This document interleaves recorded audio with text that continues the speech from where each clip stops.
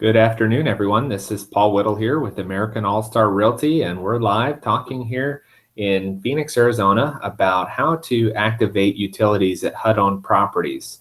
American Allstar Realty is a local listing broker for HUD homes, and as an active listing broker in the community, we're frequently presented with some questions on how buyers can go about activating the utilities for their inspections if they win a bid on a HUD property and go under contract to purchase the property.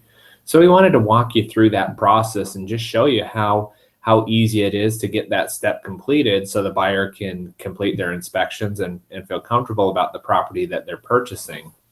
So I'm just going to go ahead and switch over to a form that is accessible to the buyers. It's on blbresources.com. I have the link in the description of this video. If you need to access the link, you can click on that. It'll direct you to the BLB Resources website where they have a copy of the form. It's important to note BLB Resources does not participate in the process of having the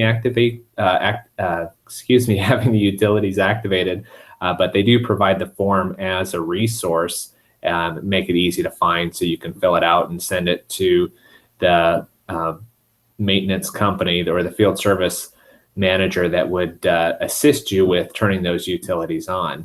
So let me just kind of show you that form so you can take a look at it here.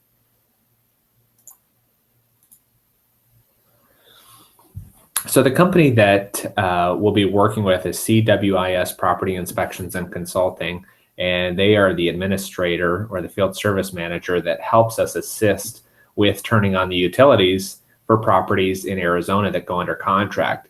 Now you can see this form is real easy to use, and it's real easy to fill out. So if you're getting ready to start the inspection process and you've already received the executed contract from HUD, buyer wants to get the utilities on, you're going to go to this link, fill out the form, and once the form has been completed and signed, you're going to email it over to notifications@cwis-llc.com. So the information that needs to be completed is very basic: the HUD case number, the buyer's name, buyer's phone number, buyer's email address, property address, the broker or agent that's representing the buyer, broker or agent's phone number, and their email address.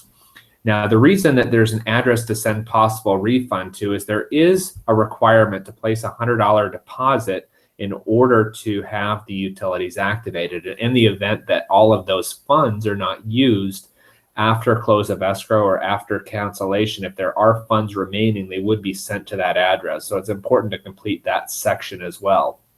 As you're completing this form, it's important to have the buyer read this entire form so they understand what they're agreeing to when they're turning on the utilities. When the utilities are going to be activated, they can't be on for more than 72 hours. So part of the process is to list out the name of the gas company, the name of the electric company, the name of the water provider, and their respective phone numbers.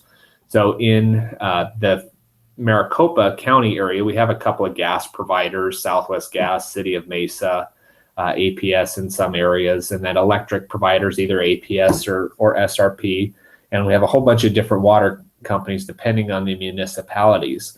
So when the buyer's looking to activate those utilities, they need to have a requested turn on date and turn off date. And again, that window cannot be longer than 72 hours. It's normally recommended that the buyer coordinate with the lender, especially if they're getting financing, to try and coordinate the inspection and the appraisal during the same time while those utilities are active. So once the form is sent in, the buyer would need to call and CWIS and pay the $100 deposit. They can do that with a credit or debit card. The only credit card that's not accepted is American Express. And the responses are sent within 24 to 48 hours. Now, it's important to note that if there are damages to the plumbing system or damages to the electrical or gas systems, CWIS would not allow the activation of utilities on those properties. Now, that's one of the main reasons that they're involved in this process, is to evaluate whether or not it is safe to turn on the utilities prior to allowing that or authorizing that.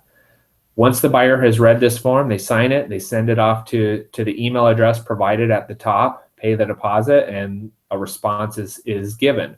Now, once the response is given and they give you the green light to go ahead and activate the utilities, you can do so. But when they're activated, the buyer's agent would need to be present at the time of activation. There has to be somebody at the property. It's not only a HUD requirement, but it's also for most of the utility companies, it's a utility company requirement as well to have somebody present when those are active, and that's just for safety reasons.